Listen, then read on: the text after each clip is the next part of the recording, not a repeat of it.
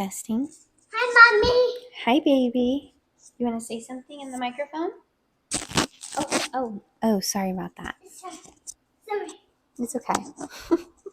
I'm making Heidi's lunch for school tomorrow, and I just kind of wanted to talk to you guys about my breast augmentation. I've gotten a lot of questions about that, and yeah, okay.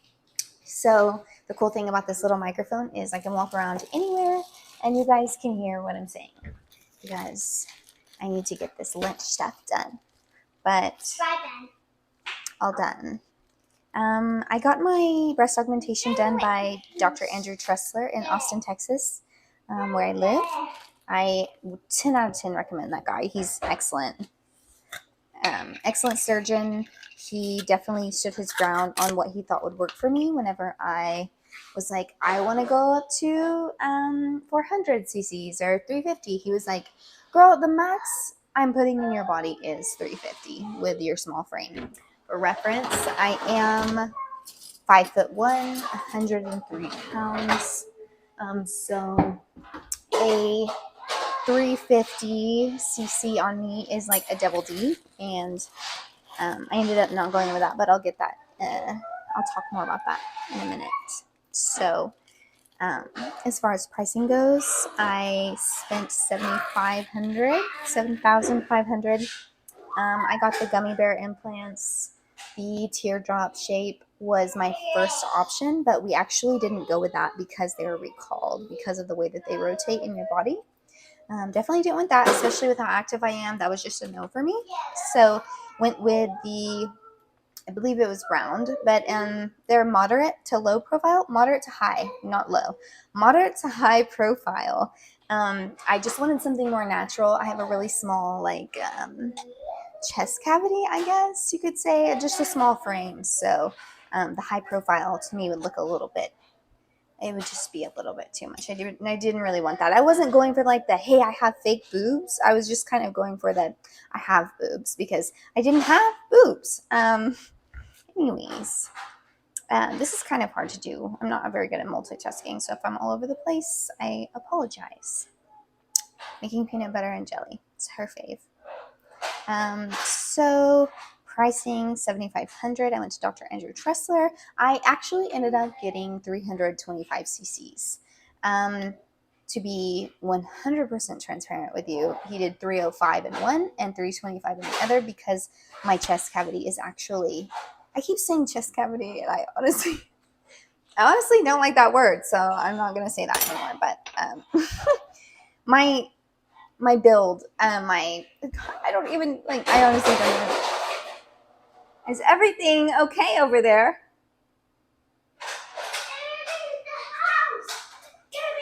The house? What happened to the house? Okay, there we go. But I have like a tilt, or it's uneven. What? I promise you, I do know the terminology. I'm just really tired. It's like a time for bed. So, anyways, I got 325 in one, 305 in the other, because my chest structure is uneven, asymmetric. Yes. So whenever I went in for the surgery, I was like, you know what, 350, 325, like whatever you want to do. I trust you. I trust your judgment. You are the professional. So put in whatever looks best on me. And we went with 325 max in one of them. And that is a full C. I guess you could consider it a D, because buying C-cup items, like bras and stuff, it's actually very small.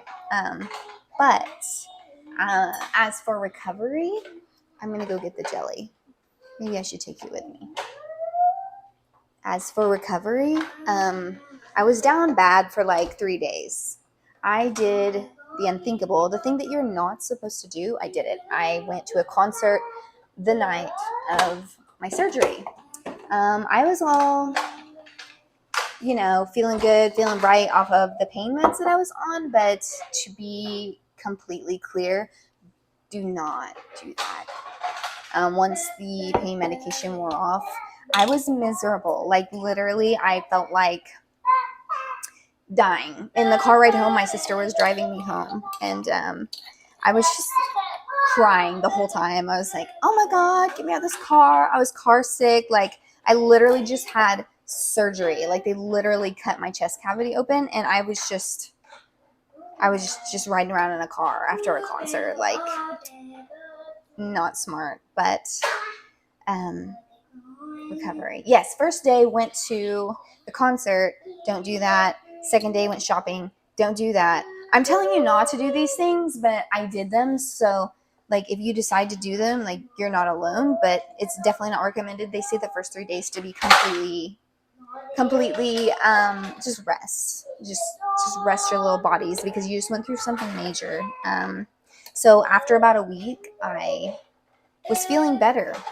I'm not gonna lie. After about a week, 2 weeks, I was basically like feeling like I didn't have surgery at all. But the scary part about that specific situation is you start doing things like you did before, which is not good. You cannot lift over 10 pounds for quite some time. I can't remember the exact time. I believe it's 60 days, 90 days. You're not supposed to lift anything over 10 pounds. So you'll just be like doing your thing, living your life, and you'll pick something up and you'll be like, oh my God, that hurts so bad. Because, girl, you just had surgery. Like, well, you just had surgery.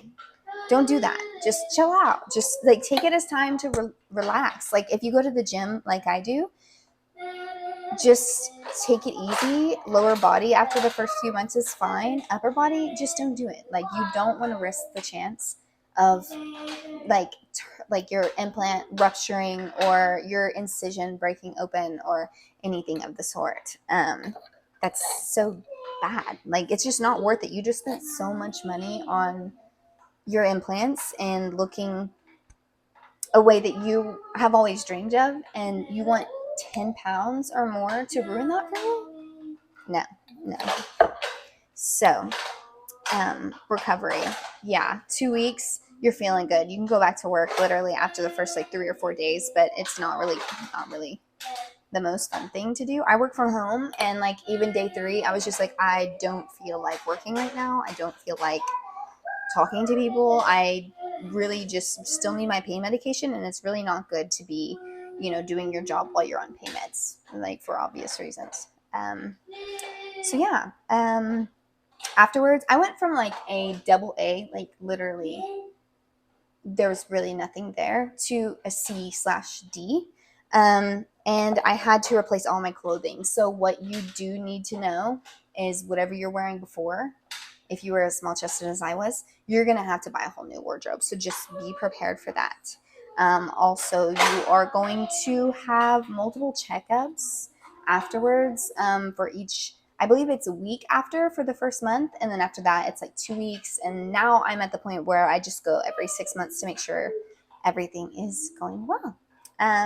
So it's just smooth sailing from this point. I'm back to, I got it done in March, the very end of March. And it is August 20th, 19th, 20th right now. And I am back to lifting heavy. I'm back to doing whatever I need to do. One thing I will say though is I am not able to do pull-ups. Like, pull-ups are not a thing for me. It literally feels like my incisions are going to rip open, which is painful, girl. I don't know why it's like that. I'm really frustrated about it because I'm really like into using my body weight for strength training. And that's one thing that I can't do is pull-ups. So push-ups, yes, you can. You won't be able to do as many as you did before, but that's the price you pay for boobies. Okay, so I just finished Heidi's lunch, and I'm going to finish out this video while I'm paying attention to what I'm saying, because I feel like I'm just all over the place. So I'm going to give you guys a few tips that I wish somebody would have given to me before I had my surgery. The first one is order your surgical bras before your surgery. The surgical bra that they send you home in is so uncomfortable. It has a very thin elastic. It's not very supportive, though it is bare minimum supportive that you have to wear after you have the surgery. But the reason being you need to order multiple is because you're going to be wearing them 24/7. I hate to break it to you, babe, but you're literally going to be wearing a surgical bra for 6 weeks to sleep. What's going on? You're going to be wearing a surgical bra to sleep. You're going to be wearing it during the day. You're going to wear it 24/7 for 6 weeks. So order multiple. I myself ordered 4 of them, and I just washed them as I went. Wore it one day, washed it. Next, you get the point. So surgical bras. The next thing I definitely recommend is to have surgery close to home. That kind of follows up with the next thing I'm going to say, which is have someone with you. But have your surgery close to home unless you can afford a hotel room, because you are not, and I promise you, you are not going to want to fly home after your surgery. You're going to want to relax in bed, whether that's your own bed or a hotel, for at least 3 days. I cannot imagine the elevation and the feeling that you get on a plane after having a breast augmentation. It sounds like literal torture. So, yes, have your surgery close to home. The next one is have someone close to you stay with you for the first 24 hours. Reason being, just to make sure that there's no complications after your surgery, for one. But we don't want to talk about that stuff. There's not going to be complications. You're going to be fine, right? You're gonna love it. You're gonna be very excited. Yeah. Anyway, okay. I just have to say that because like this is a scary surgical procedure. This is a real surgical procedure. Do remember that. You want someone with you after the first 24 hours because of complications. Also, you definitely are going to need someone to prep meals for you. You're going to need somebody to help you possibly wash your hair and shower for the first few days. So make sure it's somebody that you're very close with or comfortable with, whether that be your partner or maybe your mom or a very good girlfriend, friend, whatever. You're going to need help. There's a lot of things that you're not going to be able to do. And also, you're just not going to feel capable of getting up and down over and over again. The last thing that I can think of to mention is you're going to be sitting upright to sleep.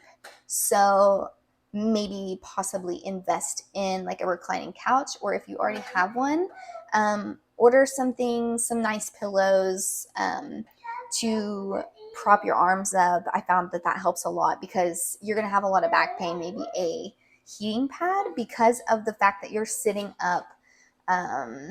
You're sitting up for a long time while you're sleeping. It gets very uncomfortable. So order some comfortable items that you can sleep with on a recliner. So I feel like I'm missing something. If I am, I'm going to add it at the end of this video. But otherwise, if you have any other questions for me, or just questions in general about breast augmentations that I might be able to answer, feel free. Until then, thank you.